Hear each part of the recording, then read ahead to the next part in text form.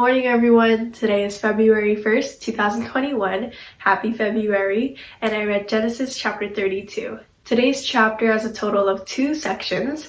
One is titled Jacob Fears Esau, and the other is titled Jacob Wrestles with God. And let me tell you, I have been looking forward to these 2 sections really badly. We know from chapter 30, which was yesterday's chapter, that God commands Jacob to move back home, and so Jacob listens and he is on his current journey back to his family's land. But we all know that not all journeys can be smooth. In Jacob, something comes up. A problem finally arises. When he gets back home, it's not going to be all balloons, cupcakes, sprinkles, rainbows everywhere. He's going to have to meet his brother Esau.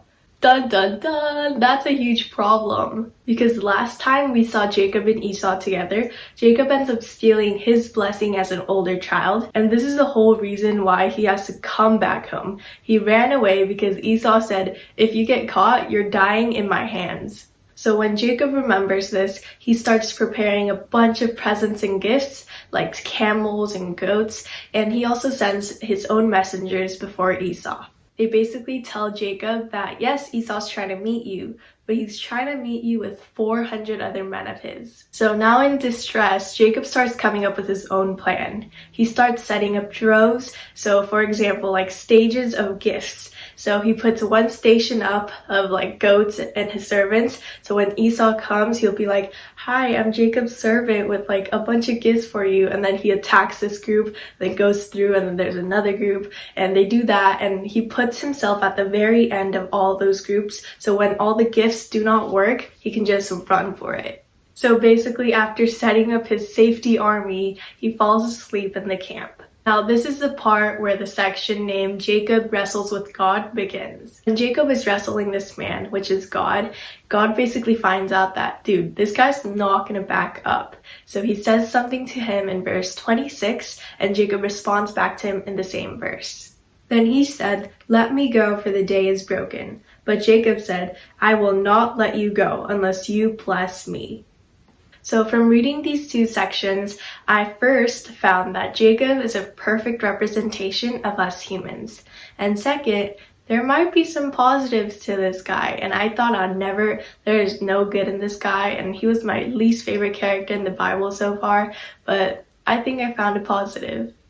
Verses 9 through 12 of today's chapter is basically the section where Jacob asks God to be with him because he's scared of Esau.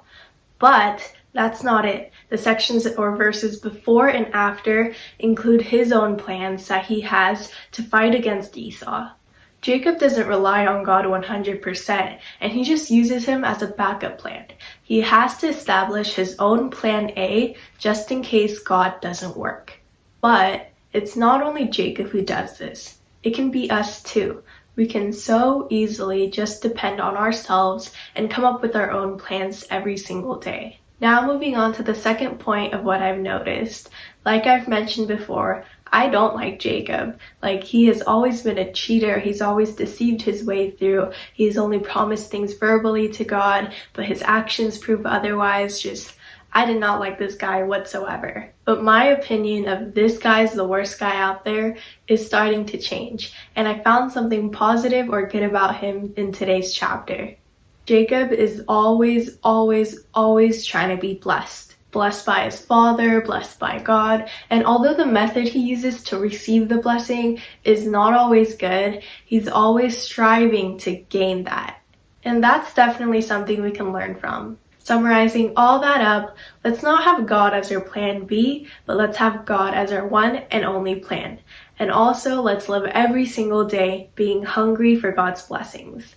Well, that is it for today's journey. Thank you so much for hopping on and joining. You can watch yesterday's video up there, and I'll see you guys again tomorrow with Genesis chapter 33. Bye.